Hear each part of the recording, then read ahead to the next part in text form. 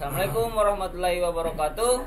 Kami akan memperkenalkan diri. Perkenalkan, nama saya Alwian Sari dengan NIM 232346. Perkenalkan, nama saya Muhammad Dimas dengan NIM 232326. Perkenalkan, nama saya Muhammad Zain Radi Gempa dengan NIM 232341. Dan perkenalkan, nama saya Hamka dengan NIM 232345. Baik, saya akan menjelaskan database helper.java, di mana di dalam database helper.java ini terdapat library, di mana fungsi library ini berbeda-beda. Fungsi library content values ini yaitu berfungsi menyimpan data dalam format key value untuk insert dan update. Terus konteks itu berfungsi memberi akses ke research aplikasi dibutuhkan oleh SQLite Open Helper. Terus Android database cursor ini berfungsi untuk membaca hasil query atau select. Terus Android database SQLite database ini berfungsi menjalankan perintah SQL insert, update, delete. Android.database.sqlite Open Helper ini berfungsi kelas dasar untuk membuat dan mengelola database SQLite. Database helper kelas database helper.java adalah kelas buatan kita yang mewarisi extends kelas SQLite Open Helper. Di dalamnya terdapat fungsi CRUD, private static final string, DB name dan DB version itu menentukan nama dan versi database. Ini konstruktor public database helper itu dijalankan saat kelas dipanggil di activity. Terus public void on create. Public void on create ini dijalankan berfungsi untuk membuat tabel mahasiswa dan dipanggil sekali saat database pertama kali dibuat. Selanjutnya public void on upgrade. On upgrade ini berfungsi untuk digunakan jika struktur database berubah dan akan menghapus dan membuat ulang tabel. Ini fungsi CRUD untuk menambahkan menambahkan data mahasiswa ke tabel. Selanjutnya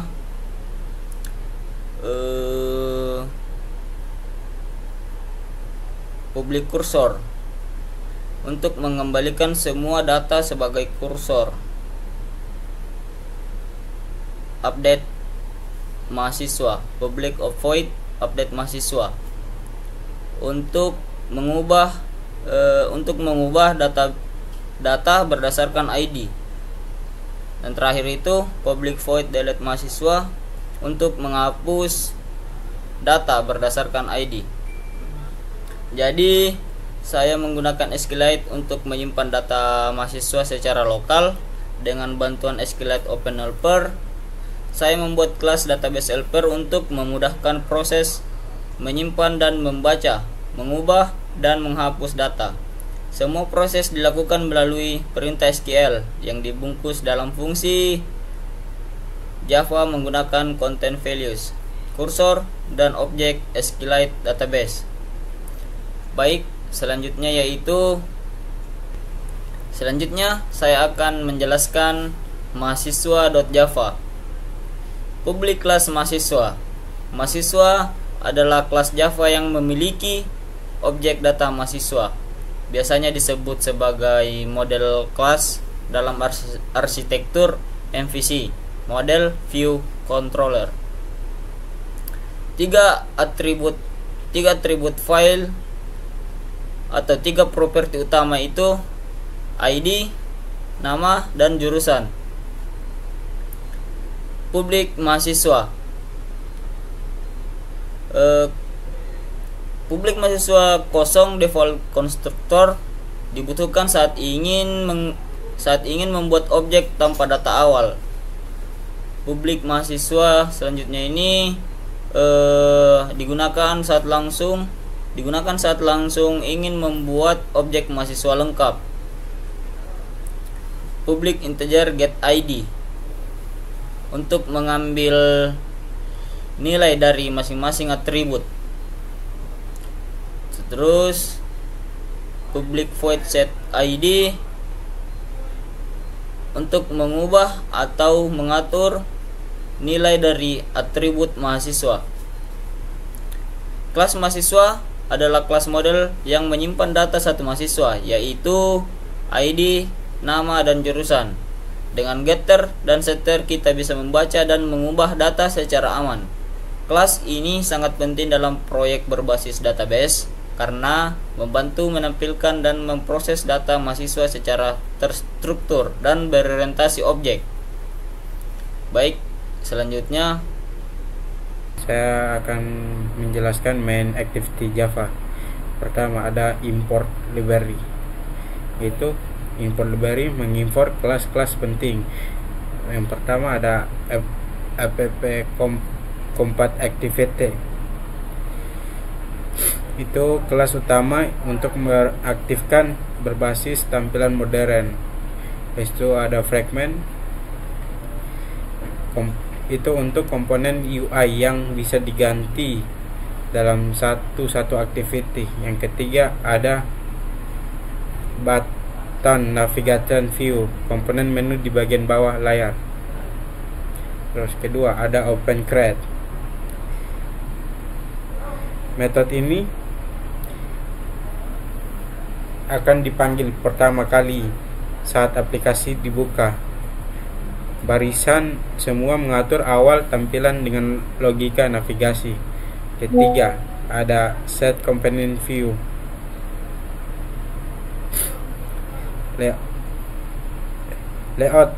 Set layout activity. Set component view menghubungkan file Java ini dengan layout activity main XML yang berisi tampilan seperti image view, text view, frame layout, dan button navigation view. Keempat, tampilan fragment pertama. Saat aplikasi pertama kali dibuka, secara default akan menampilkan fragment input di dalam fragment layout. Fragment input adalah halaman atau forum input data pengguna. Kelima, button navigation setup. Itu untuk menghubungkan button navigator dari XML ke kode Java supaya bisa diatur interaksi. Keenam, navigasi fragment saat menu dipilih. Membuat listener yang akan dijalankan saat salah satu tombol navigasi diklik. Ketujuh, ganti fragment berdasarkan menu. Menentukan fragment yang akan ditampilkan sesuai tombol yang dipilih, seperti nav input menampilkan forum input, nav list menampilkan daftar data, nav edit untuk menampilkan halaman edit dan delete data. Ke-8, tampilan fragment terpilih. Fragment yang dipilih akan ditampilkan menggantikan fragment sebelumnya di frame layout. Baik, selanjutnya. Baik, saya akan menjelaskan activity main XML. Pertama ada layout. Layout pertama itu dia menyusun secara vertikal. Ada juga match parent, itu lebar dan tinggi. Terus ada kedua image view. Image view itu menampilkan gambar dengan ukuran 150 dp kali 150 dp. Gambar diambil dari folder drawable dengan nama image. Habis itu ada center crop, itu untuk memotong menyusutkan gambar agar pas di dalam kotak. Terus ada layout grafik. graffiti. Itu style center untuk menengahkan gambar di tengah. Terus ada ketiga, text view. Itu menampilkan instruksi ke pengguna. Text size 118 sp dan text style bold. Itu membuat teks terlihat lebih besar dan tebal, diletak di tengah dan diberi margin agar tidak terlalu rapat dengan elemen lainnya. Keempat, frame layout. Frame layout digunakan sebagai wadah atau kontainer untuk menampung fragmen. Layout way 1 memenuhi sisa ruangan yang tersedia di antara text view dan button navigation view. Kelima, button navigation view digunakan untuk membuat menu navigasi di bagian bawah layar. Selanjutnya, baik, saya akan menjelaskan penjelasan lengkap kode dari fragment input. Yang pertama itu ada cake example, yang dimana itu mendeklarasikan tempat kelas ini, yaitu kayak sebagai example tugas akhir. Terus yang kedua itu ada import library ini, dimana ini itu mengimport berbagai kelas dan komponen UI yang dibutuhkan. Contohnya tuh seperti edit text, toast, dan fragment. Yang selanjutnya kita mendeklarasikan kelas fragment input yang ini. Ini tuh bertujuan sebagai bagian dari antarmuka pengguna yang bisa ditampilkan dalam activity.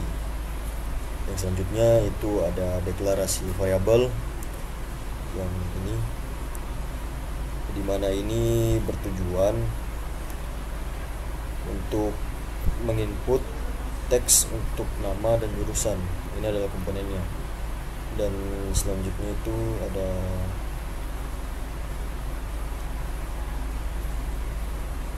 button, ini adalah tombol untuk menyimpan data. Terus di selanjutnya itu ada DB, database helper, yang dimana untuk mengakses database SQLite melalui kelas database helper. Yang selanjutnya itu ada metode onCreateView yang ini, dimana yang ini itu metode ini itu dijalankan saat fragment pertama kali ditampilkan. Terus digunakan juga untuk mengatur tampilan dan fungsional fragment. Terus yang ini view itu menghubungkan file XML. Terus yang selanjutnya itu ada add name, itu komponen layoutnya itu bertujuan menghubungkan elemen UI dari layout XML ke variabel Java agar bisa diprogramkan. Selanjutnya itu kita beralih ke inisialisasi, yang dimana ini itu bertujuan membuat objek database lokal untuk menyimpan data mahasiswa. Yang selanjutnya ada fungsi simpan yang ini, yang bertujuan untuk mengambil input dari username, memanggil insert mahasiswa untuk menyimpan ke database, menampilkan pesan bahwa database telah disimpan. Terus juga bisa membersihkan input agar kosong kembali gitu. Terus yang terakhir ini ada return file view, itu mengembalikan hasil tampilan dari fragment agar bisa ditampilkan kembali di layar. Jadi fragment input ini digunakan untuk menampilkan forum input nama, dan jurusan, terus juga dapat menyimpan data ke database SQLite lokal, terus juga bisa memberikan notifikasi jika data berhasil disimpan. Sekian. Selanjutnya, oke, baik, saya akan menjelaskan fragment input XML, yang dimana layout ini digunakan untuk membuat tampilan form input mahasiswa yang terdiri dari input nama, input jurusan, juga tombol untuk menyimpan data. Yang selanjutnya kita masuk ke selanjutnya, yaitu struktur utamanya, yaitu linear layout, yang di sini. Ini penjelasannya, yaitu linear layout itu digunakan untuk menyusun elemen secara vertikal. Terus di bagian orientation itu komponen yang akan ditata dari atas ke bawah. Terus ada padding, yang dimana itu memberi jarak dari pinggir layar ke dalam layout. Yang selanjutnya itu ada match parents, itu lebar dan tinggi layout mengikuti ukuran layar. Kita lanjut ke edit text nama, yang ini itu untuk menginput nama mahasiswa, yang dimana hint nama itu menampilkan teks petunjuk sebelum diisi. Terus ada main height, yang ini itu supaya tampak lebih besar dan nyaman disentuh. Selanjutnya ada padding, yang ini itu memberi jarak di dalam kotak input agar teks tidak terlalu rapat. Terus selanjutnya kita masuk ke edit teks jurusan, yang ini, yang dimana itu fungsinya itu untuk menginput jurusan mahasiswa. Pengaturannya sama seperti edit teks nama, yang ini itu sama fungsinya. Terus kita lanjut ke tombol atau button. Itu tombol ini digunakan untuk menyimpan data yang sudah diinput. Terus Android ini, yang ini Android text btn simpan, itu teks tombol yang akan terlihat oleh pengguna. Terus kita lanjut ke fungsi selanjutnya, yaitu ukurannya ini bisa mengikuti lebar layar dan tinggi sesuai isi tombol. Jadi selanjutnya itu alur kerjanya keseluruhan itu pengguna mengisi nama dan jurusan. Terus selanjutnya menekan tombol simpan. Terus selanjutnya data dikirim ke database. Jadi layout ini sederhana namun fungsional. Dia sangat cocok untuk digunakan sebagai bagian dari sistem CRUD, atau biasa disebut si create, read, update, dan delete. Ini biasanya digunakan di dalam fragment atau activity. Selanjutnya, baik, saya di sini ingin menjelaskan terkait deklarasi dan impor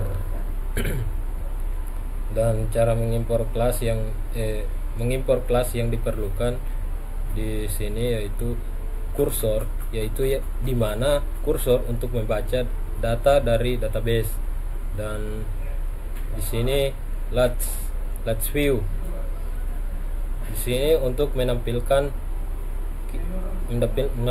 daftar. Terus kita masuk import JAV util array list, yaitu untuk menyimpan data sementara sebelum ditampilkan. Kita masuk ke deklarasi kelas dan variabel. Dan di sini ada Last View yang dimana ini adalah komponen UI untuk menampilkan daftar. Terus DB, ini DB yaitu objek untuk mengakses database SQLite. Terus di sini ada list yang dimana dia menyimpan data dari database sebelum ditampilkan. Yang ketiga ada onCreate. Jadi onCreate di sini ini berfungsi untuk menghubungkan layout XML atau fragment list XML ke Java. Inisialisasi database dan komponen Last View. Yang fungsi kedua yaitu untuk memanggil fungsi layout untuk menampilkan data dari database ke layar. Yang keempat ada fungsi load data. Ya, ini load data seperti yang teman-teman lihat, yaitu ada kursor. Nah kursor atau DB get AI mahasiswa, dia ini yang ambil semua data mahasiswa dari database. Kita masuk ke bagian ini yaitu list sama dengan new array list, yang dimana dia siapkan list kosong untuk menampilkan data.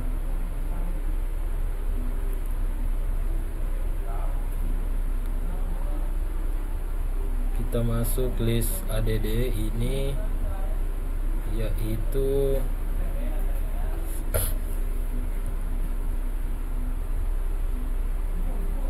add ini yaitu jurusan lalu tambahkan ke list. Kita masuk array.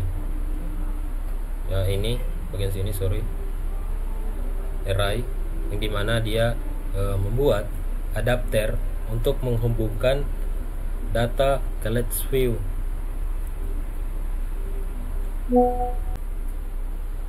Lanjut, saya di sini ingin menjelaskan terkait dengan penjelasan layout Last View atau XML Android. Dan sebelum saya menjelaskan, tujuan komponen ini atau komponen Last View ini digunakan untuk menampilkan daftar data secara vertikal, seperti daftar nama mahasiswa yang diambil dari database SQLite.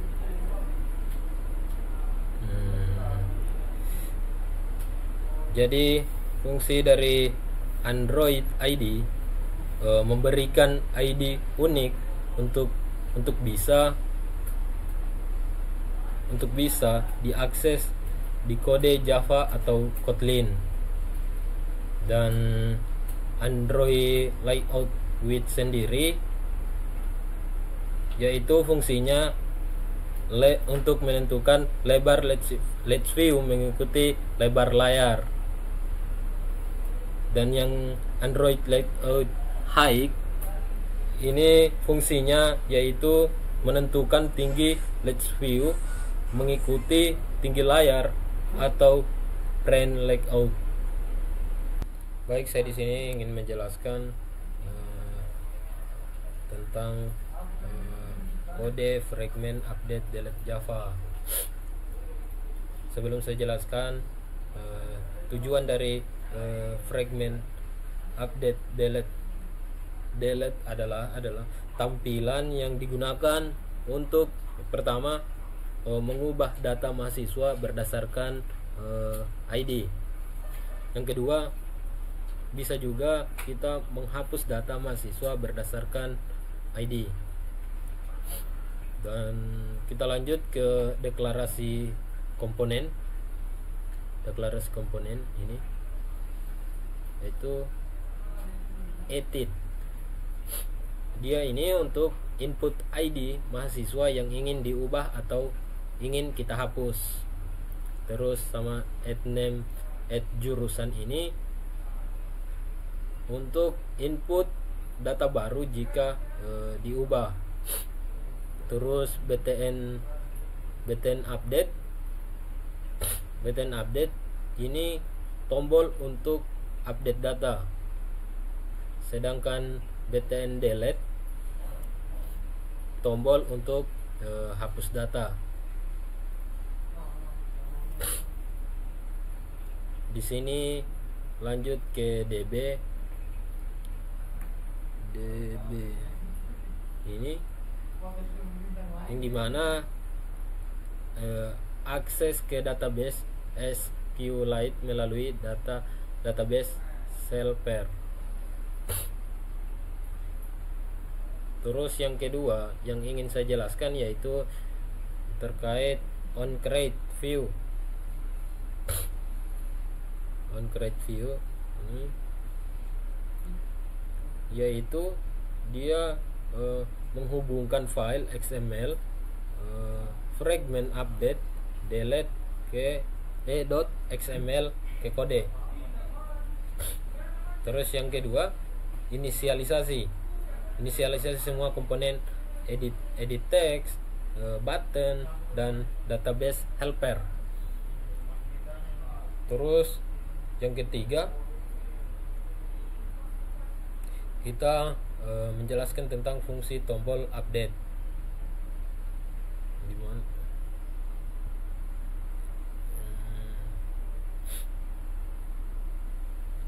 Fungsi tombol update baik.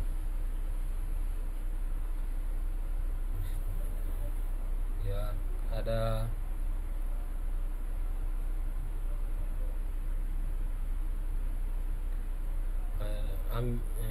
baik untuk menjelaskan fungsi tombol update ini penjelasannya yaitu ambil ID mahasiswa dari input, sedangkan terus bisa juga ambil data nama dan jurusan baru dari input. Lalu kita jelaskan fungsi update mahasiswa, update data di database. Lalu tampilkan notifikasi tools di update.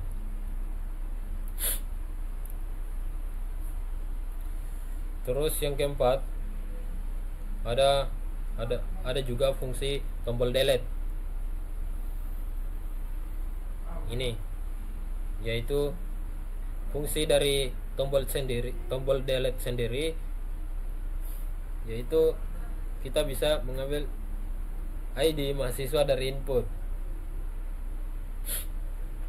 Yang kedua, kita bisa jalankan fungsi delete mahasiswa lalu hapus data dari database. Terus kita juga bisa tampilkan notifikasi atau tools. Baik, saya di sini ingin menjelaskan layout XML fragment update delete.xml. Jadi tujuan dari layout ini sendiri yaitu digunakan untuk membuat tampilan from, pengeditan dan penghapusan data mahasiswa, yaitu dengan 3 input dan 2 tombol aksi. Dan struktur utama dari layout sendiri yaitu ada Android orientation, padding, layout width, dan layout height. Dan dimana linear layout yaitu layout yang menyusun semua elemen secara vertikal, dan padding sendiri memberikan jarak ke tepi layar agar tampilan tidak terlalu rapat. Sedangkan match parent lebar dari tinggi mengikuti ukuran layar. Dan kita lanjut ke edit text, yang dimana edit text ini ada Android ID, Android height, layout width, layout height, Android min height, Android padding.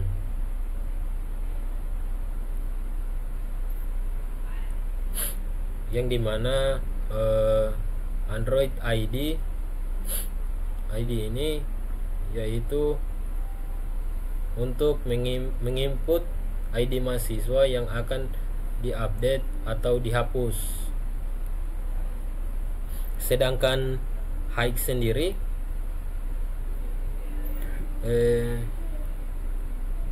yaitu ID memberikan petunjuk isi kolom. Edit text input nama, kita masuk ke edit text input nama, yang dimana input nama baru mahasiswa atau untuk update dikosongkan. Ini bisa dikosongkan jika hanya ingin menghapus. Terus yang ketiga ada tombol update.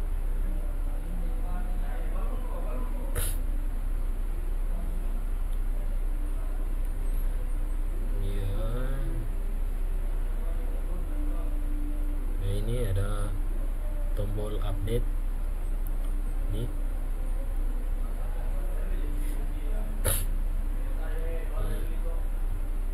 Ya, tombol update sendiri untuk memperbarui data mahasiswa sesuai ID yang diisi. Terus yang kedua, terhubung ke fungsi update mahasiswa di Java.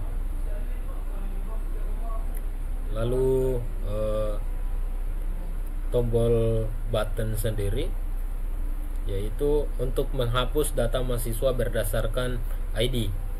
Kita bisa menghapus data mahasiswa berdasarkan ID. Terus kita juga terhubung ke fungsi delete mahasiswa di Java. Ya, mungkin itulah tadi penjelasan singkat terkait dengan penjelasan layout XML fragment update delete.xml. Baik, selanjutnya saya akan mencoba masuk ke aplikasi database-nya.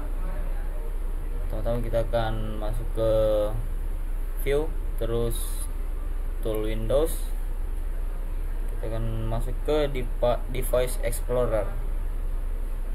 Terus kita akan mencari di mana data itu tersimpan. Sini saya menemukan di mana data itu tersimpan. Kita akan download terlebih dahulu database-nya. Terus kita akan simpan ke folder yang telah kita buat. Sini saya akan simpan ke folder yang bernama tugas akhir. Terus oke. Device Explorer successful download. Nah, setelah file mahasiswa DB-nya itu terdownload, kita menuju ke aplikasi database-nya. Di sini aplikasi database yang saya pakai itu DB Browser SQLite. Terus kita akan open database. Di sini kita akan cari di mana file database itu tersimpan.